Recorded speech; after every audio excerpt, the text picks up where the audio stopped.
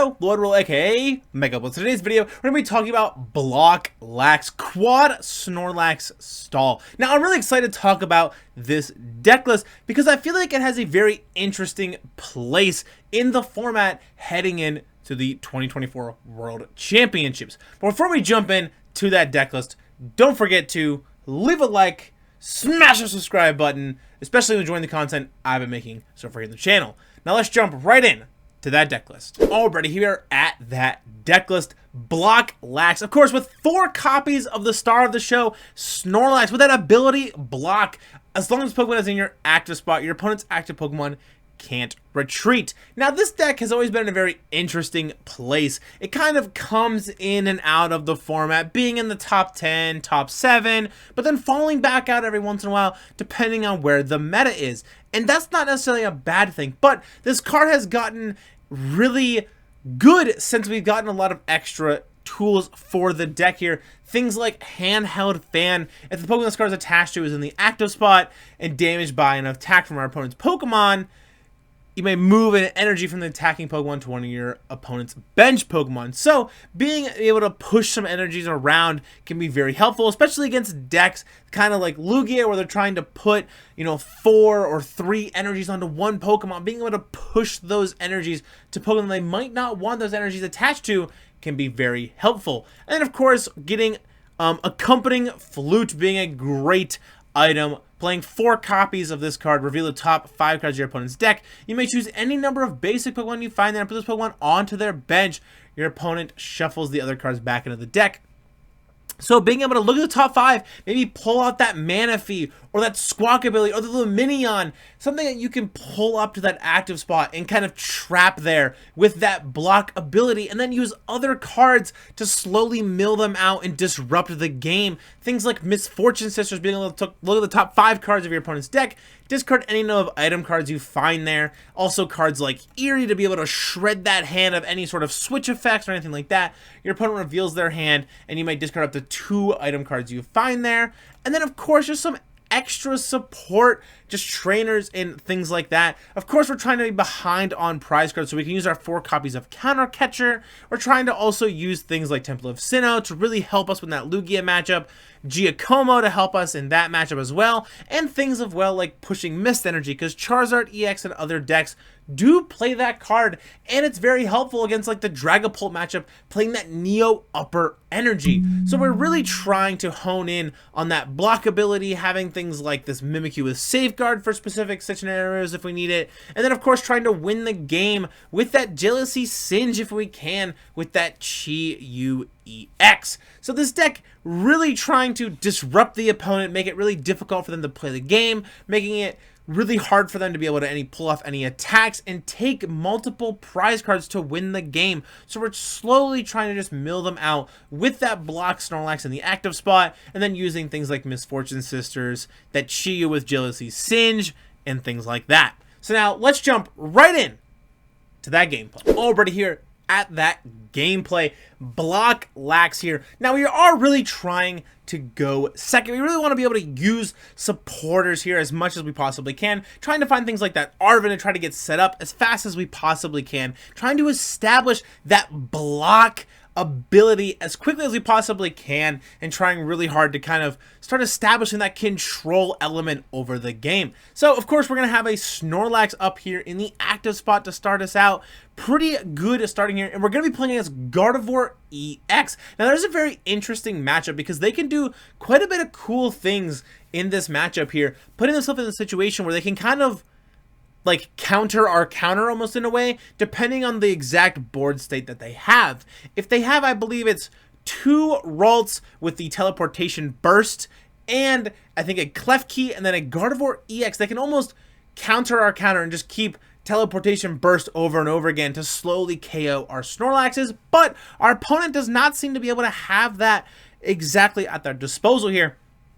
So we're going to be able to use that Nest Ball to grab a Rotom V here. Erika's Invitation, we're trying to find just maybe something that we could use here, but nothing too relevant. So we're just going to instant charge and pass the turn. The reason I use Erika's Invitation there is just to see what my opponent kind of had going on in their hand, was the hope here. But we're going to be able to instant charge into a couple nice cards here, being that Misfortune Misfortune Sisters to slowly start middling our opponent's deck, looking at the top 5 cards, being able to discard any number of item cards that we find there. So we'll see what we can get going on here. Now that memory skip from that Ralts, if they do end up going that route, does not bother us one bit. We're never going to use that collapse attack on that Snorlax, so not too worried about it. We rarely attack in this deck. If we do, it's usually that Jealousy Singe to mill 2 cards with that Chi-Yu EX, but we also can use its other attack to do some damage if need be, but that's not really the goal that we're going for.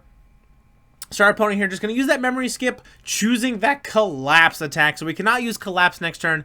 Not too big of a deal here. Going to draw into a second Misfortune Sisters, which isn't exactly what we were hoping for, but not too big of a deal here. So we're going to use that Misfortune Sisters. We're going to hit Counter Catcher here, and just kind of take a look at what they had left. They do have that Flutter Mane going on in there. We do see a Dark Energy, so they do have that Monkey Dory option as well here. So we are going to hit that Counter Catcher, will be pretty nice. So just instant charge to pass the turn here, trying to draw some more cards. We're going to get ourselves into a Pidgeot V.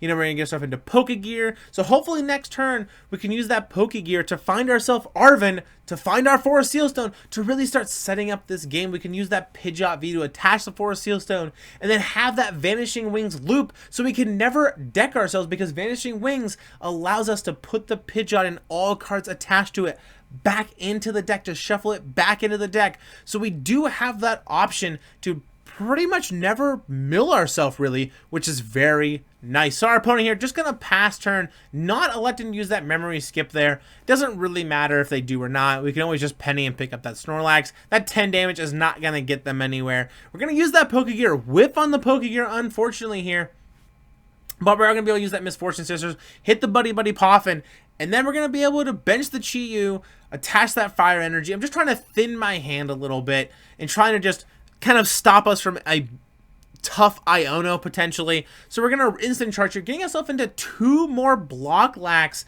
So not a great instant charge here. That's kind of one of the downsides of this Block Lax deck, is you really have to rely on that instant charge and being able to draw into some key things that you may need.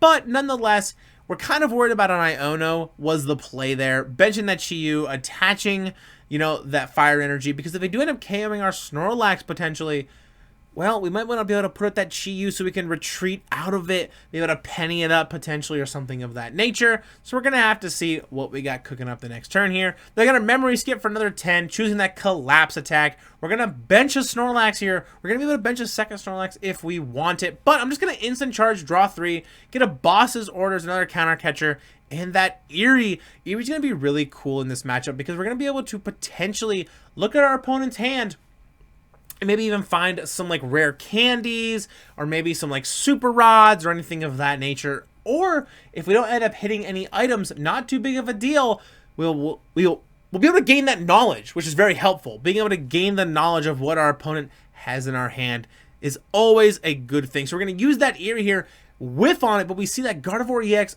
Turo, Boss, Dark Energy, Psychic Energy. So we can kind of take a little mental note and keep track of what our opponent has going on in their hand here. So an instant charge from us, being able to finally find that Arven is going to be very helpful here.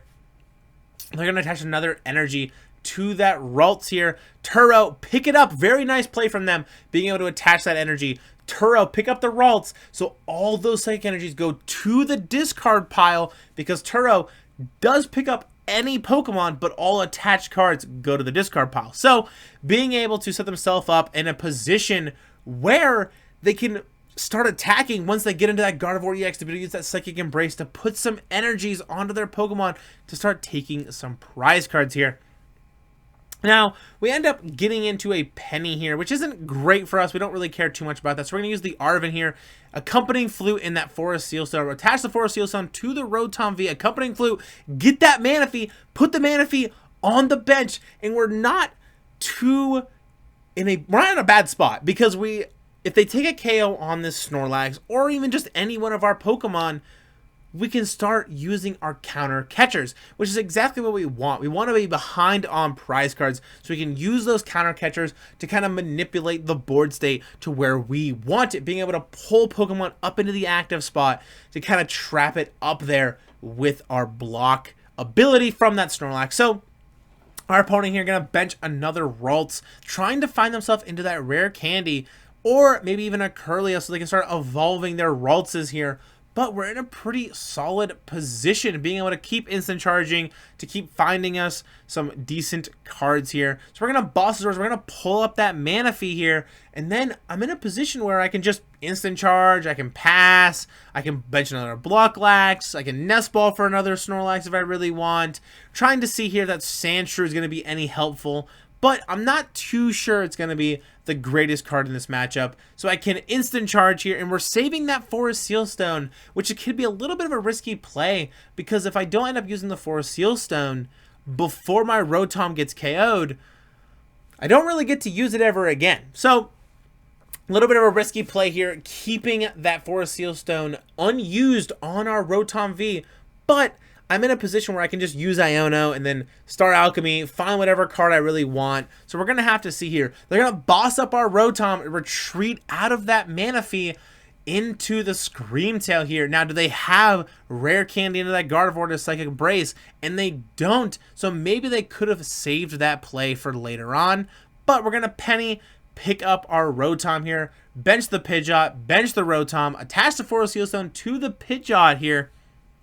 And then we're going to be able to use that Hisuian Heavy Ball. Take a look at our prize cards. We see our Hero's Cape in there, unfortunately, but not too big of a deal. We're not really taking prize cards in this deck all that often, if ever. So it's kind of unfortunate that our Hero's Cape is there, but not too big of a deal here.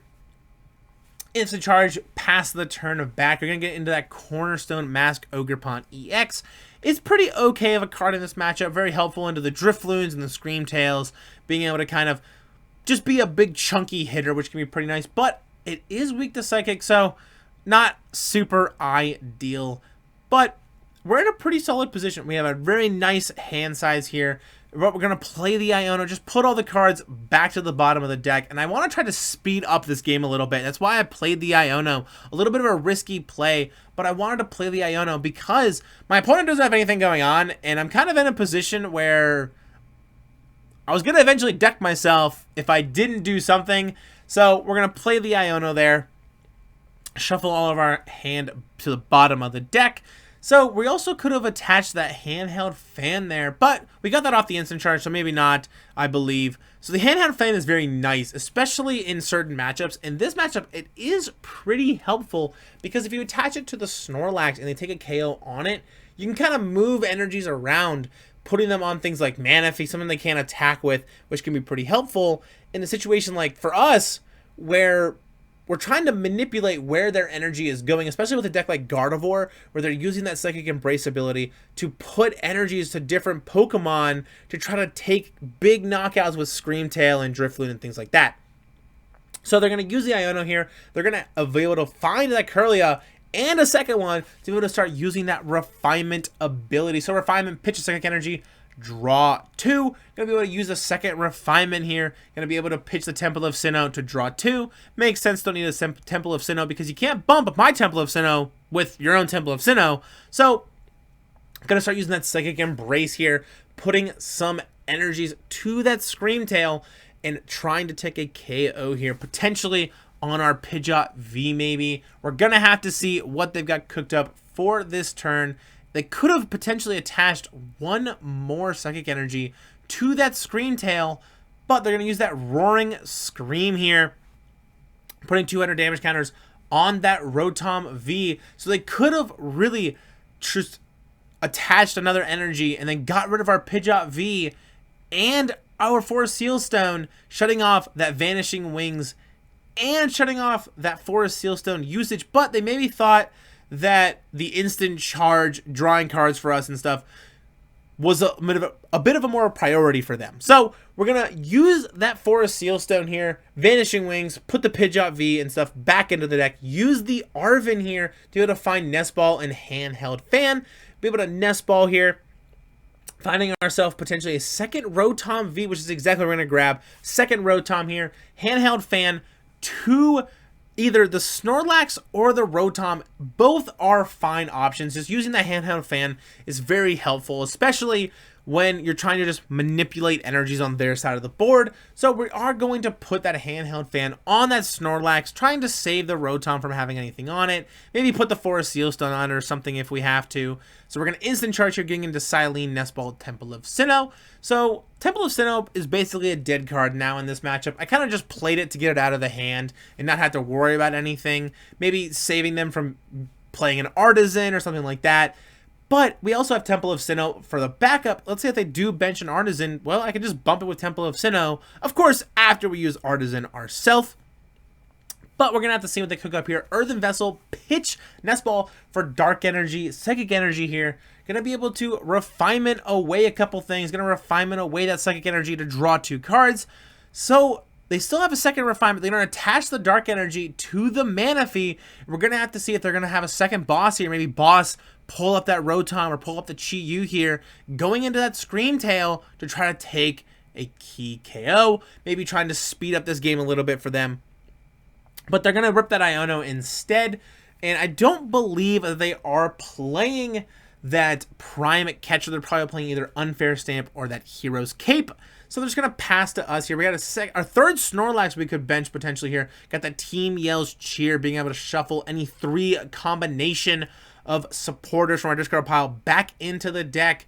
But I don't really know if we have any supporters that we really want to put in right now. So we're in a pretty okay position. We could put the Misfortune Sisters back in the deck at some point with that Team Yell's Cheer. And that's exactly what I think I'm going to do here. We're going to use that Team Yell's Cheer for the Iono, Boss, and Penny. I guess I did Pal Pad the Misfortune Sisters back into the deck earlier in the game. And we're going to be able to instant charge to draw 3 cards here. So we're pretty established. We have 2 Snorlax set up with 2 handheld fans. We got a Chi-Yu ready for that Jealousy Singe. We got the Rotom for the instant charge. We're drawing cards. We have the Manaphy trapped in the active here. So our opponent can't do much. They're just going to pass back to us. And now this is kind of an interesting spot because sometimes when playing Block Lax, you kind of just pass back and forth. Or I guess in my case, instant charge and then pass. But that's kind of the deck. You're really trying to just pull a Pokemon up into the active here, trying to kind of set them in a position where they can't really take any knockouts. So I'm going to put a Bravery Charm on my Rotom here and pick up that Chi-Yu. And the reason I do that is because I don't want my Rotom to be a liability for that Scream Tail. And I don't need Chi-Yu right now, right? So we can Penny, pick up the Chi-Yu EX and that Fire Energy, the Bravery Charm, put the Bravery Charm on the Rotom, and put us in a position where that Scream Tail can't take a KO on it quite yet. So we're going to have to see what we got going on here. We're going to instant charge, get back into that Team Yell's Cheer. Cyllene was able to put the Team Yell's Cheers back into the deck, putting it on top here. We're going to Team Yell Cheer potentially again. We also have access to that Pal Pad. So Team Yell Cheer, we're going to put in Cyllene, Penny, and that Eerie. And then I'm going to be able to Pal Pad the Team Yell Cheer back into the deck at some point as well. So we're going to instant charge here, getting ourselves into a Nest Ball, another Counter Catcher. So we have a couple dead cards in our hand. I want to point some of these out. That Accompanying Flute is dead. Unless they Turo or pick anything up, we don't really have to do anything. So we're in a position now where it's Penny, pick up that Rotom so it's not a liability, and then just pass. So they have to either A, be able to Penny or Turo pick up that Manaphy, or we just keep passing back and forth. And that's exactly it. So we're going to bench another Snorlax just for having another one. And then we're going to pass the turn. And then we're going to be able to go back and forth like this for quite some time, actually. So we're going to draw, pass to us here. We're going to be able to just kind of take a look at the hand, see if I want to do anything. I could Counter Catcher, I could Boss, and I am going to Boss, actually. I'm going to pull up that Kirlia, and the reason I do that is because my opponent has 2 Psychic Energies in their discard pile. So if I can try to force my opponent potentially into Psychic Embracing those 2 energies to the Kirlia to maybe use like a Slap, or maybe try to evolve that Kirlia into a Gardevoir to take maybe some knockouts with it, they're pretty much out of energy. So I'm trying to use a little mental manipulation here for that. But we're just going to draw and pass. Our opponent can't really do too much except that potential Psychic Embrace play, putting 2 energies on that Kirlia. They're just going to pass back to us here. And I'm just going to pass right back. And that's one of the fun things about this deck when you're on this side of playing Snorlax Stall is just draw pass and draw pass. So we're going to Eerie, just take a look at the hand, see how my opponents got cooked up. We're going to just pitch the Ultra Ball and the Nest Ball here. The reason I pitched the Ultra Ball is because I don't want my opponents to be able to find their way into maybe potentially another Gardevoir EX or anything like that. So we're just going to Eerie, get that out of there. We're going to be able to find another Eerie, getting rid of that Buddy Poffin, and then pass back to them. So they're going to draw, probably pass back, because one of the goofy things about this matchup is they can't do much. And if they keep using that refinement, then they're slowly milling themselves. So here we're in a kind of a odd scenario. We could start maybe potentially put that Chi-Yu in the put the Chi-Yu in play, attach the energy, Penny pick up the Snorlax, and try to use that Jealousy Singe to start milling our opponent. But we don't have any reason to do that either. We're in a position where time is on our side. We don't have to worry about anything. We have cards at our disposal like Misfortune Sisters to try to mill them a little bit more. And even other cards as well, things like Eerie or anything like that. So we can kind of just draw and pass. Our opponent either A, has to Psychic Embrace the energies to the Kirlia and try to either retreat out of it or attack with it or something, or just keep drawing and passing. So we're going to Misfortune Sisters there, whiff on the second one, but they're going to draw, pass back to us. We're going to draw for turn here. We could just boss and try to move something around, but there's no need to. So we're just going to pass to them. They're going to draw. They're going to pass. It's going to come here to us, and we're just going to pass turn and just kind of do this for a bit. And this is one of my favorite parts about this deck, actually, is just kind of just having the feeling of, I think I got you. I think I have you locked in this game. So we're going to draw here. We're going to get Pal Pad, and we are going to use that Pal Pad, putting two Misfortune Sisters back into the deck. And the reason I use Misfortune Sisters and put those in the deck is because if they do have any items in their 8-card deck, I can hopefully try to just mill them to make this game go a little bit quicker. So we're going to pass back to them after that. They're going to draw here, and they're going to pass back to us. And then we're going to draw. We're going to be able to find our way into Counter Catcher. We're going to pass back.